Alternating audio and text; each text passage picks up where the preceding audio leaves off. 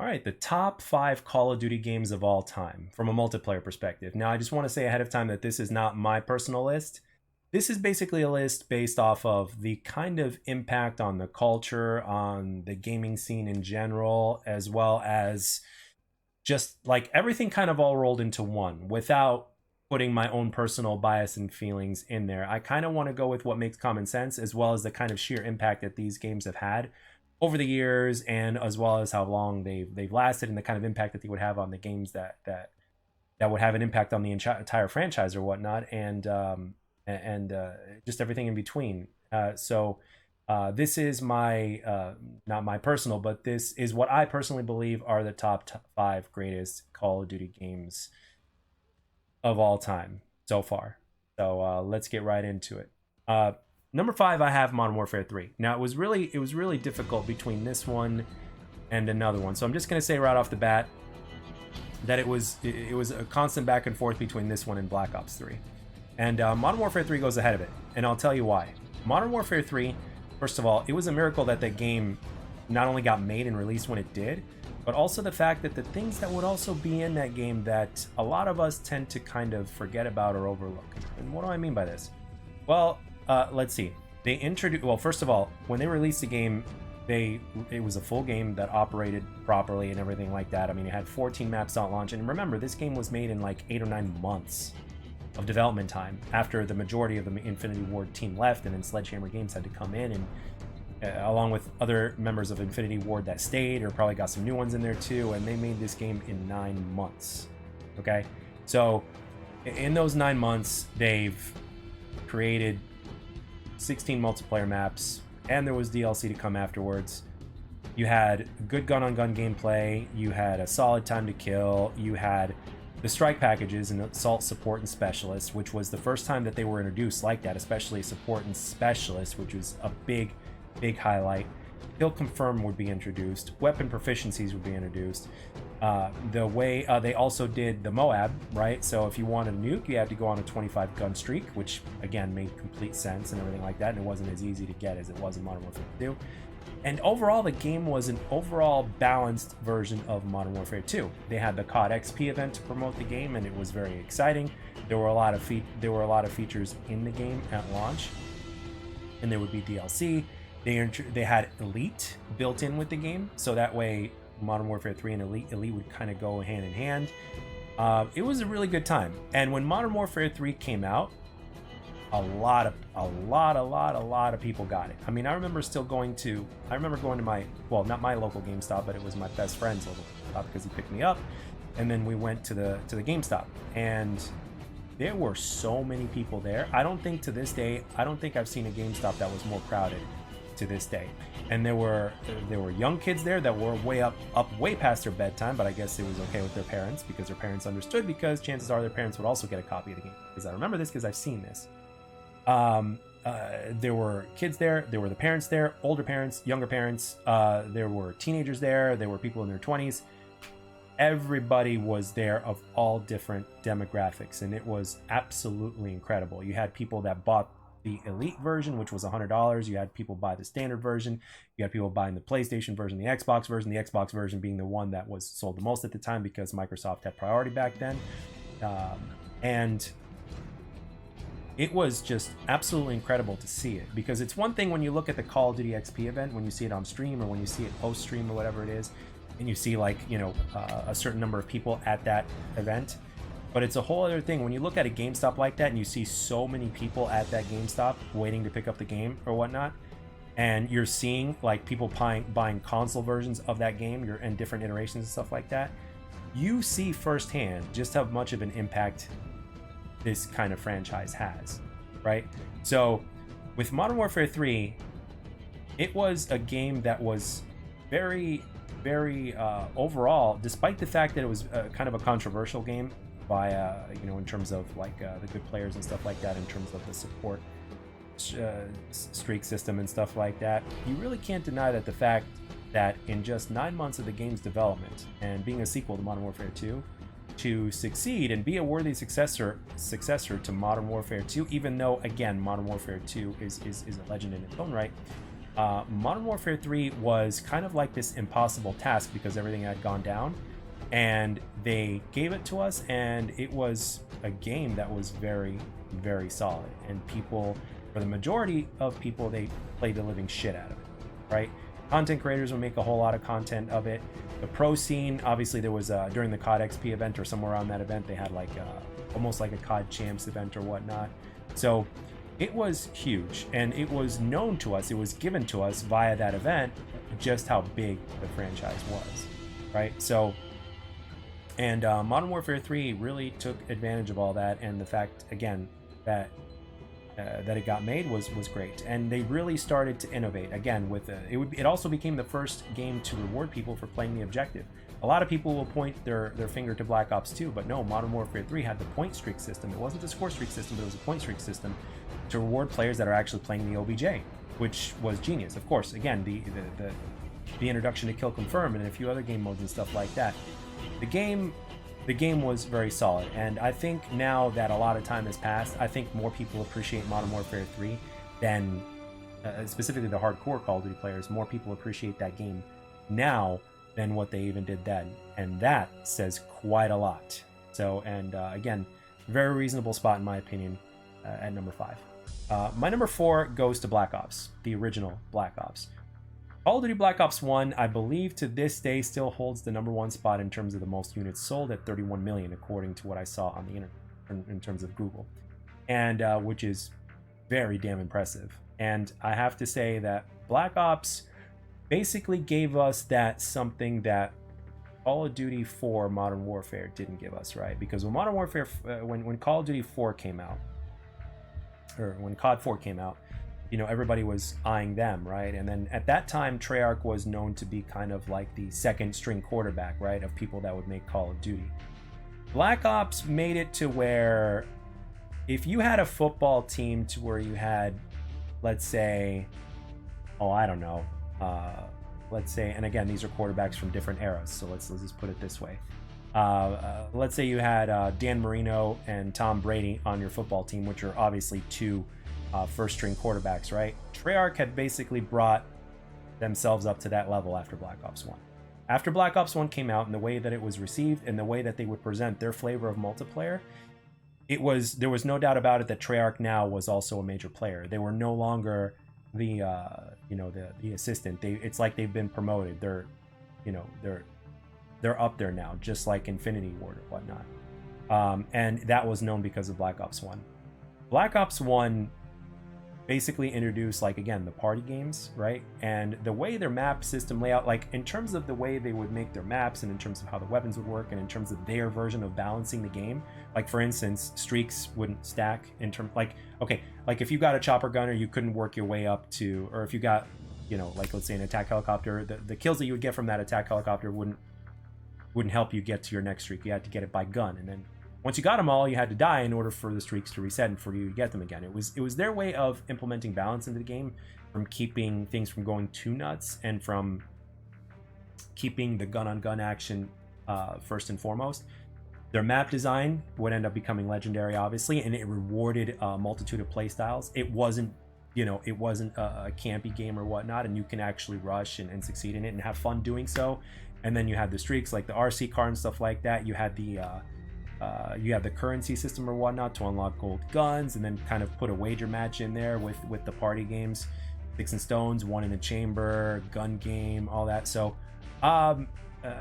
these innovations really took it up to another level, and as well as in terms of their version of streaks and stuff like that, Treyarch really ended up establishing themselves as big players in Black Ops 1, and the game was absolutely and again, this came after Modern Warfare 3, and the fact that this game's sales went beyond Modern Warfare 3 is a tremendous accomplishment, especially from what then was known to be the second string quarterback of developers that would make Call of Duty, because everybody had their eyes on Infinity Ward. Despite that the original Infinity Ward was gone now, everybody still considered these guys, the second string quarterback. And then now it's like, okay, these guys are definitely not second string quarterback. Like Black Ops 1 made that known. I'm sure people that loved World at War already knew that, but and on top of that, they took the concept of zombies and made it even bigger and stuff like that. But again, we're just focusing on multiplayer. But overall, Treyarch absolutely nailed it out of the park with Call of Duty Black Ops 1. Black Ops 1 was just a very solid and very addictive game to play. Was it a perfect game? Hell no, it wasn't. But at the same time, it gave us a more balanced version of Call of Duty. Again, balanced for back then, in the way that they tried to implement it, and with the party games and the way the map layout was, the guns, the emblem customization or whatever it was, that would be the precursor to other things, and the way the DLC system worked was pretty cool too. They had it to where like every 3 months you'd get 3 or 4 maps and then a map pack for zombies as well. So and again, Black Ops 1 would be the precursor to Black Ops 2. So how in the world do you not have that game at least considered in your top 5 greatest Call of Duty games of all time? So that is why my opinion of Black Ops 1 being at number 4 is at a very reasonable spot. So my number 3 goes to COD 4, Modern Warfare. Now, I know that the other 2 games that I've already mentioned on this list are better from a gameplay perspective, but you can't underestimate and forget about what Call of Duty 4 accomplished. Now, first of all, Call of Duty 4 is responsible for other games on this list to be on that list. It paved the way for those games to be on that list. And not only did it pave the way for those games to be on that list, it did it at a time to where nobody had their eyes on Call of Duty at the time. Nobody had that expectation. It kind of came out of nowhere. And everybody had their eyes on Halo. And then here comes this game, COD 4, Modern Warfare, and it starts turning heads. And it had people saying like, hey, you sick and tired of playing Halo? This game here is better. I'm sure that there are many people out there that actually said that. And back then, talking about saying that sentence or uttering that sentence was unthinkable at the time, because Halo was huge. Halo had already established itself. Halo was that franchise, right? And then Call of Duty 4 started turning its heads and grabbing other people's attention. And over time, the player base would build. And as a matter of fact, there are even PC players that played games on PC that would come on console and play COD 4, because COD 4 was at 60 frames per second on multiplayer on console, which was something that Halo didn't have. As a matter of fact, Halo wouldn't have that first until Halo 5, which would come out in 2015, I think. So, and COD 4 came out in 2007, and it had 60 frames per second. And the game would offer things that would be the precursor of what we get today. Or should I say the foundation of what we get today. You got to customize your loadouts in the form of perks, and then you got to put attachments on your weapons, and there would be a whole more game modes that Halo didn't have. So it gave you more, and it gave you options. And at the same time, it was more accessible because the time to kill was quite different, because the game itself played differently. And then the ADS mechanic was something that a lot of people liked, because the way you would aim down sights looked different than zooming in on scope than what you saw in Halo. So that difference was something that a lot of players really enjoyed as well, and they liked that difference. So when you put it all together, as well as the timing, Call of Duty 4 just accomplished something that was incredible, and they nailed it out of the park. And getting people's attention away from Halo alone was a hard thing to do in the first place. Nobody else had done it, and COD 4 managed to do it, and beyond that as time went on. So that is why I personally have COD 4, in my personal opinion, of greatest Call of Duty games of all time. I have it in terms of everything, in terms of the impact on the community and everything like that. I would put COD 4 at number 3. My number 2 goes to Black Ops 2. Black Ops 2 took the concept of Black Ops 1 and brought it up to a whole other level. The game would be loaded with content. There would be the introduction of the Pick 10 system. There would be the fact that Black Ops 1 had made this impact, and Black Ops 2 was able to bring it up to a whole other level. The competitive scene, everything that we've gotten from a competitive standpoint in Black Ops 2 is still the gold standard to this day. To this day, there's not been any other Call of Duty game from a competitive standpoint, to have the league play system that Call of Duty Black Ops 2 did. It was the first one, and to this day, it was still the best one, considered by many players to still be the best. And a lot of people would still end up being interested. Even if you weren't interested in competitive Call of Duty, Black Ops 2 kind of made you interested to seeing like, hey, I'm pretty good in pubs. It's like, okay, let's see what I can do from a competitive standpoint. And then more competitive players started coming out of the woodwork. And as far as Call of Duty competitive goes, it really opened it up. And then what ended up happening from a pub standpoint was that Treyarch DNA that was introduced in Black Ops 1 was reinforced and made even better in Black Ops 2. Again, the pick 10 system, the way the weapons worked, the way how you can literally customize your loadouts. The streaks in that game were amazing. They introduced the score streak system that was an even better way to reward players for playing the OBJ than the point streak system. And again, the streaks themselves, my goodness. And again, the game was, despite the fact that they had iterated a certain type of balance into the game, you could still go nuts with it, because with the streaks, you could just keep going. You didn't have to die, right? That's one thing that they've corrected. Last stand was gone, or final stand, or whatever, right? So you had the option to have toughness on, which would eliminate weapon flinch. In Black Ops 1, the snipers were not happy with it, so guess what? In Black Ops 2, you were quick scoping like a motherfucker, and it got to the point to where even though Vaughn slightly nerfed it a little bit, players were pissed at him. So Black Ops 2 was a game that would end up inspiring many people to become content creators as well, and to even become competitive players.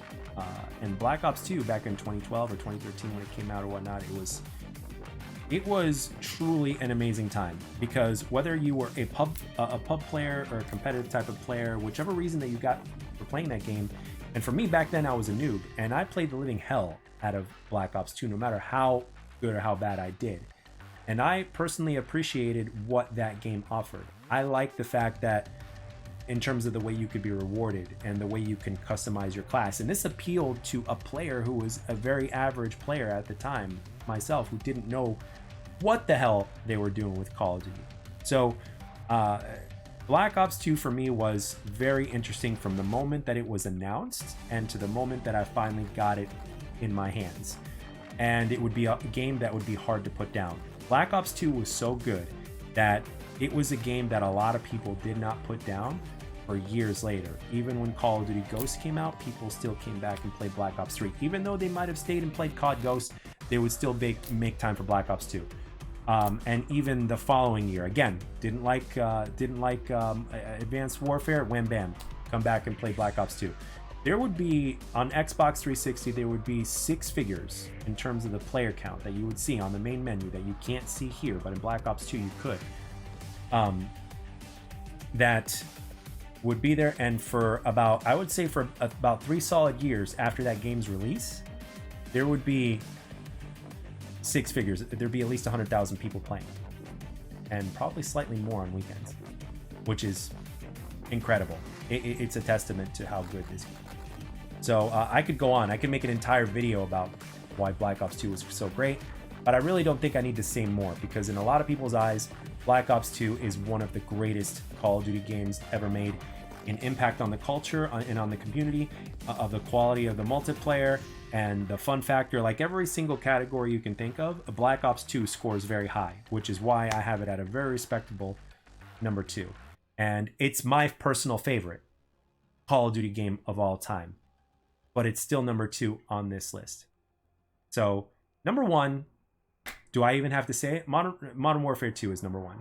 And I think it's gotten to a point where it's a little unusual. If anybody that's been around for a while in terms of the Call of Duty scene, especially when this game came out, that it'd be really weird if they had a top Call of Duty games of all time list to where Modern Warfare 2 wouldn't at least be in their top 3, right? I don't really think I have to say much when it comes to Modern Warfare 2. Modern Warfare, like COD 4 set up for Modern Warfare 2, and when Modern Warfare 2 landed, it had such a huge impact that when I specifically remember, way before getting the game, I remember looking at my friends list, and every single one of the people in my friends list was playing Modern Warfare 2. I was teaching martial arts at the time, and my high school students in the adult class that I was teaching, guess what? They would, I remember hearing them talk about Modern Warfare 2. And at the end of class, they would talk to me about Modern Warfare 2. It was a game that had a huge impact, and everybody was playing it. The guy at Walmart, when I went to go get it at Walmart, he was telling me about Modern Warfare 2. He's like, dude, the multiplayer is where it's at. And I'm like, really? So Modern Warfare 2 had a huge impact. COD 4 turned everybody's heads, and everybody remembered the brand Modern Warfare. So when Modern Warfare 2, which was it was labeled at, right?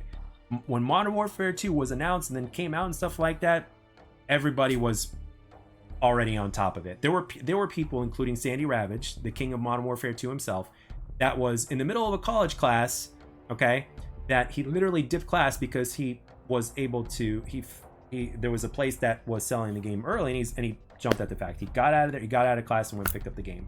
And I believe he said that's one of the reasons why his channel got bigger, because he got the game early. So Modern Warfare 2 also, one of the things that they also did from a gameplay standpoint, what Modern Warfare 2 did, was the fact that it had customizable kill streaks.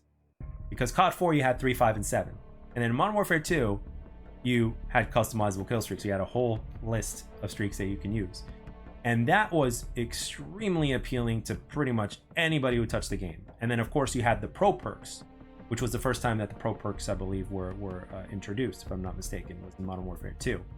And again, the fact that you would have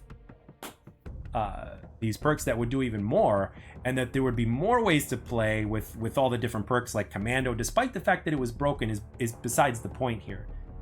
That's another reason why Modern Warfare 2 is so great, is the fact that even though that game was broken and people found out how to abuse that brokenness later on, that never got patched because of what happened behind the scenes or what, the fact that it was a broken game and still ended up being one of the best things ever, and people still had fun with it. I mean, in terms of fun factor, Modern Warfare 2 is one of the greatest ever in terms of the eyes of the community.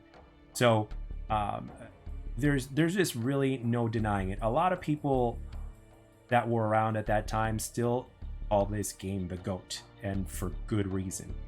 And it was also a game that would deprive players of sleep. It was even mentioned in one of the reviews that I saw about the game before picking it up, because I just wanted to look into it, right? So what did I do? I looked at a review. I think it was from GameStop or GameSpot at the time or whatnot. And yeah, and at the same time, the game rewarded you in XP for everything you did. Like anything you did in the game, you got rewarded for XP. So it took what the foundation of COD 4 was, and it was a full-fledged sequel that looked better and played better, despite the fact that it was broken and all that stuff. Again, that's besides the point. It literally put Call of Duty on the map. Modern Warfare 2 was the game that, even though COD 4 was the one that paved the way, Modern Warfare 2 was the first one to actually walk that and carry the torch from COD 4 that would make it easier for other Call of Duty games to easily carry that torch from that time forward. Modern Warfare 2 was the reason because of that, and there would only be one game that would end up, or one franchise that would end up just every once in a while when they come out, dethrone Call of Duty, and that's Grand Theft Auto. Other than that, there would be no other game that would dethrone Call of Duty ever again. And it started, I'm pretty sure, well, yeah, it started with Modern Warfare 2. It really did start with Modern Warfare 2. So there's no denying it. And despite the fact that it's not my favorite multiplayer game, I personally can't deny the fact that the amount of impact that this game had on the community and everything as a whole, and in Call of Duty in general as a franchise, there's no denying the impact that Modern Warfare. So anyway, let me know down in the comment section what your top 5 greatest, again, not necessarily your personal list, but in terms of the impact on the community and the franchise and everything like that, what are your what would you say are the top 5? And just an FYI, just to reiterate, my number 6, that was almost number 5, was indeed Black Ops 3. So anyway, that's what I got for this one.